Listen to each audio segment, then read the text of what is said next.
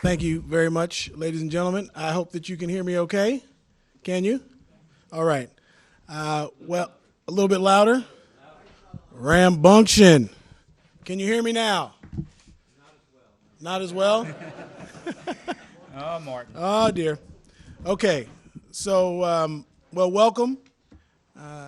Before we get started, I wanted to give Thomas an opportunity. Obviously, this is the culmination of a lot of work on his part, certainly sacrifices on his part, as well as those who are close to him, his better half, as I like to call her.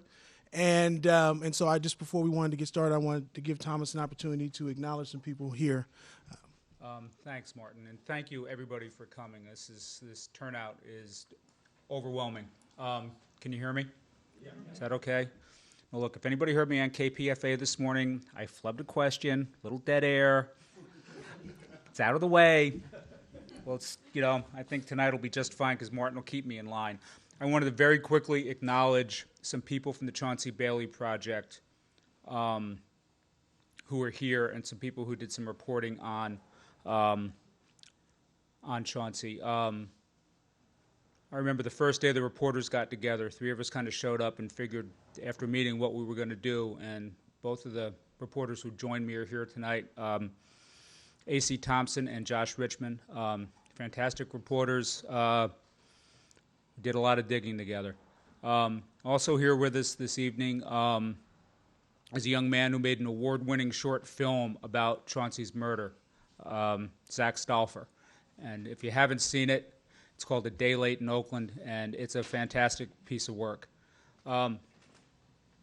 Also here is an editor who worked on the project from the beginning, from the first meeting. Her notes are now hanging in a museum of the news industry in Washington. I just saw a picture of them the other night. Michelle Maitre kind of kept me in line, threatened to, walk away from the story once if I didn't shut up and listen to her wise advice.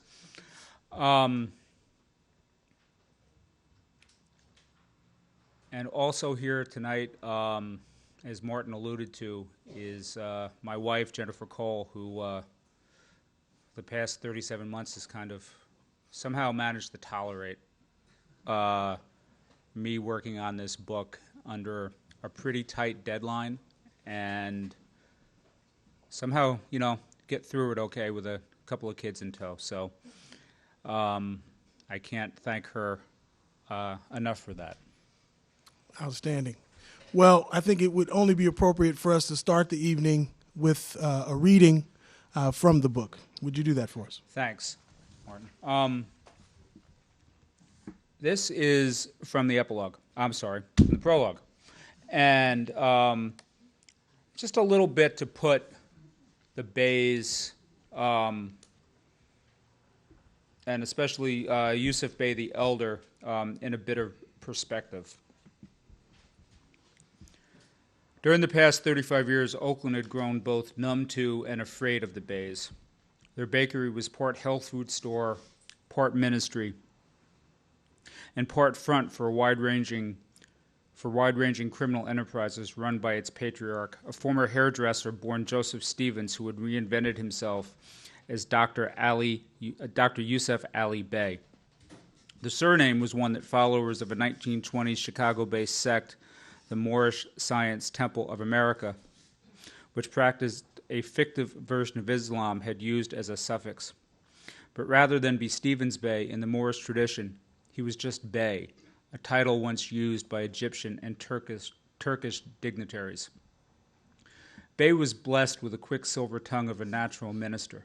He also possessed a predator's ruthless soul. To many of his followers and children, he was godlike. To an objective observer of his organization, he was a cult leader that Oakland had let flourish in its midst. Each week, on a television show called True Solutions, which he paid to broadcast on local cable stations, Bey repeated the black Muslims' basic beliefs. In 1930, Allah, in the person of a man named W.D. Farad, had traveled from the holy city of Mecca to Detroit, arriving on July 4th and announcing that he had come to find what he called the lost tribe of Shabazz in the wilderness of North America and lead its members to salvation through their true religion, Islam. Farad's messenger was the Honorable Elijah Muhammad, who had led the Nation of Islam for 41 years, demanding complete segregation of the so-called Negroes from the rest of American society. With images of Farad and Elijah behind him and stoic young men in dark suits and bow ties standing rigidly at his side, Bey railed against technology, which the black Muslims defined as the science of deception that whites use to deceive and suppress people of other races. He referred to people of color collectively as Asiatics, a group that included Native Americans, Africans, and Asians. He spewed anti-Semitism and claimed the Holocaust paled when compared to the treatment of African slaves and their descendants in the Americas. Christianity, he said, was nonsense, a spook religion. Like Elijah Muhammad before him, Bey often babbled about a mad scientist named Big-Headed Yaqub, who created the white devils, Caucasians and Jews, through a series of grafting experiments 6,600 years earlier, or how a mile-wide mother plane orbited the earth, forever preparing to annihilate the devils in an apocalypse that would restore Asiatics to their rightful place as humankind's masters. The devils were snakes of the grafted type, or skunks, or cavies, short for cavemen. Bey was also unambiguous about his willingness to employ violence to enforce his will or retaliate against those who crossed him, positions he articulated weekly on television. "We don't turn the other cheek. You turn a fire hose on my mother, I will kill you till I die. If you think I'm going to let you put a hose on my mother, put dogs on my mother, so I can sit in a toilet next to you, you are out of your cotton-picking mind," he said in a 2002 sermon. "You're not just ordinary people. Black is dominant. The Caucasian is scientist for evil." Bey had never really moved beyond the rigid black Muslim dogma of the early 1960s, and much of what he preached was rhetoric long dismissed as ignorant fables from another age. Although he wasn't part of the Nation of Islam, Bey was among the last true believers of its original racist message. It was itself a backlash to centuries of white oppression. Thank you, Tom. Thanks.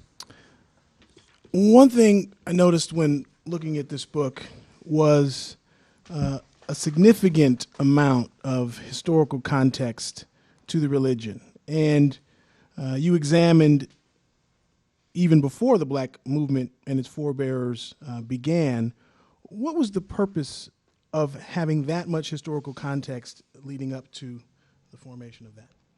Well, I wanted to get kind of to the roots of the belief system.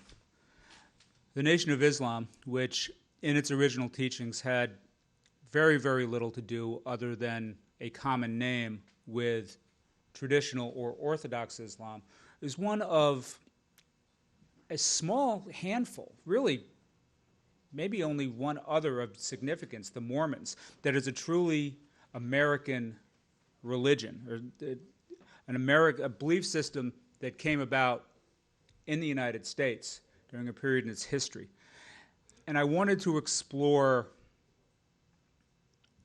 where the Bey's belief system came from, and that took me back to W.D. Farad, and that took me back to the Moorish Science Temple, and it also created the question of who were the people who were susceptible to what they were preaching.